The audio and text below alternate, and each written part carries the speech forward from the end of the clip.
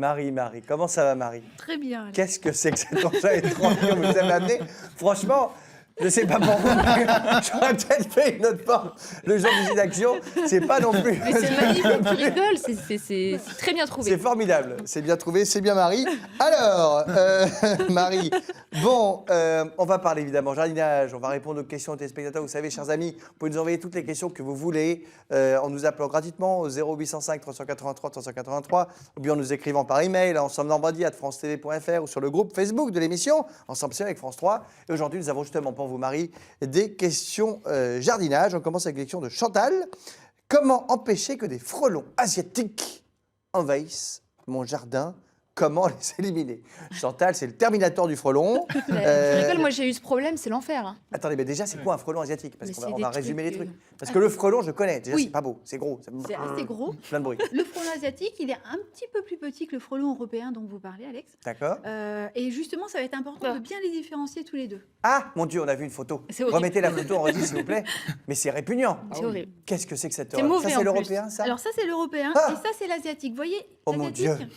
voilà. Et je vois ça, je défaille. Non, pas de panique, pas de panique. Mais non, mais Alors, c'est dangereux, ça peut faire mal. Oui, Mais oui. ça peut piquer effectivement, Carrément. surtout que, alors, par rapport à la question, en fait, en ce moment, on commence à apercevoir des gros frelons et ce sont des reines, en fait. Les reines, elles vont commencer à faire ce qu'on appelle le nid primaire. Souvent, c'est un petit nid qui va se nicher dans dans une petite cabane de jardin, par exemple, sous un toit. Ouh, on Ça en va voit être un le là, nid- c'est pas beau. C'est un nid primaire. Mm. Donc la reine va commencer à pondre ses premières ouvrières et ces ouvrières ensuite vont construire ce gros nid que vous avez peut-être déjà aperçu dans les Oui. arbres. Alors on voit souvent en hiver C'est parce que horrible. bien sûr il n'y a plus de, il y a plus de Les feuilles. ouvrières sont syndiquées ou... En tout cas elles sont très très actives. On sent le conseiller en droit de l'université Le Camp qui veut vraiment tout savoir sur la vie des frelons. En tout cas elles sont très actives effectivement. Et le frelon asiatique, hein, c'est ce qu'on appelle une espèce invasive. Mais C'est-à-dire oui. elle se développe au détriment d'autres espèces C'est animales mauvais. et notamment des abeilles. Mais alors, C'est un petit peu donc ça du le coup, pour problème. répondre à la question, de Donc- Chantal, comment on fait pour s'en débarrasser? Eh bien on peut installer des pièges. Alors ça, ce que Notamment- vous avez là, ça c'est un piège à C'est frelons. tout à fait Alex, c'est un piège à frelons. Il est très bien asiatiques. fait. Hein. Mais alors, excusez-moi, c'est fait comment? Alors, on a 2 bouteilles. Oui. Vous voyez, un corps de bouteille. Alors, c'est un petit peu technique, mais Oui, parce que là, il y a 2 bouteilles. Il y en a une que vous avez coupée, vous avez inversé le bout Voilà, et vous tout à avez fait. posé une autre sur le dessus. et une autre. Alors, c'est par cet endroit-là que vont entrer les frelons asiatiques. Oui. On a laissé le petit bouchon dans lequel on a fait un trou suffisamment large pour que le frelon puisse rentrer. Et D'accord. ça va être important. Et puis, William, vous voyez, on a fait plein de petits trous Oui. sur les côtés.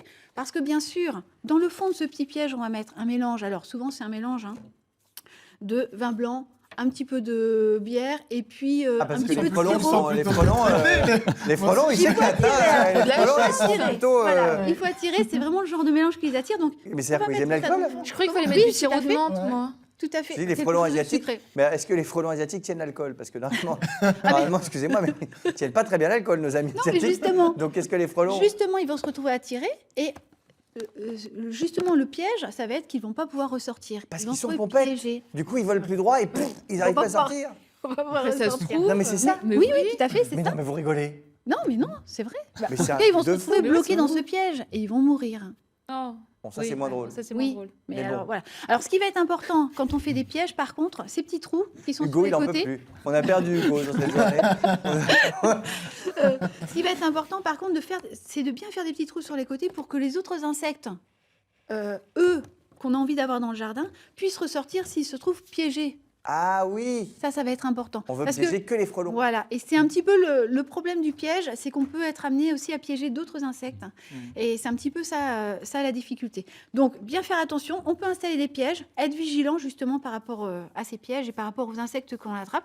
Et puis sinon, dès que vous apercevez dans vos arbres eh bien, des nids de frelons asiatiques, hein, ça sera principalement cet été, Mon Dieu. eh bien, n'hésitez pas à le signaler en mairie, dans vos communes. Ah, parce que la mairie peut venir aussi. Alors, en tout cas, c'est important que la mairie puisse les répertorier. Nous, je sais que sur Caen, il y a des actions qui sont menées hein, justement pour détruire ces nids de frelons asiatiques. Parce qu'un nid de frelons, c'est au moins 2000 frelons. Hein. Oh, quelle horreur. Ah oui. Imagine, c'est tu énorme. te C'est réveilles le horrible, matin, c'est tu horrible, vois c'est ça, je deviens fou. Non, mais je deviens fou. Bah oui, William, j'ai pas votre stoïsme. Voilà. C'est pas comme ça. Moi, j'ai peur. Donc, Je pars en donc- courant. Ah mon Voilà. Dieu. Et environ 200 Regarde, rennes, 200 rennes, en sachant qu'il y en a qui ne passeront pas l'hiver. Donc, bien faire attention à ça. Ça fait peur. Question de Xavier maintenant.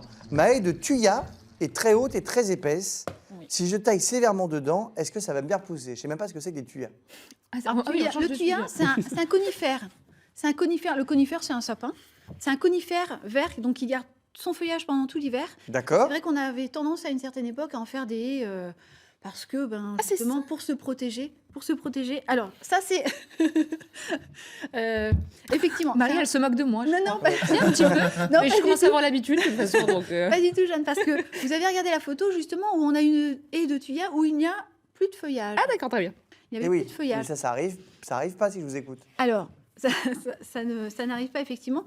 Tout dépend, pour répondre à la question que vous posez, tout dépend de l'épaisseur de taille que notre... Que fait le monsieur? Voilà, que Que fait fait le Xavier? monsieur, que fait S'il Xavier. taille trop... Trop, et qu'il arrive sur le bois, surtout, alors là, ça ne repoussera pas.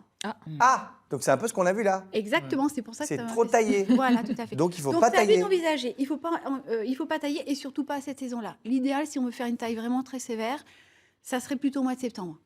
D'accord. Parce qu'on est à la fin de la végétation, les végétaux vont rentrer en période de repos, donc là, la reprise risque d'être facilitée. Mais sous réserve que ça reparte, parce que si on fait une taille très très sévère, il y a vraiment de grandes chances que ça ne reparte pas. Ah, mais c'est D'accord. Eh bien, intéressant, ça. merci. Merci encore une fois, Marie, pour toutes ces informations éclairantes.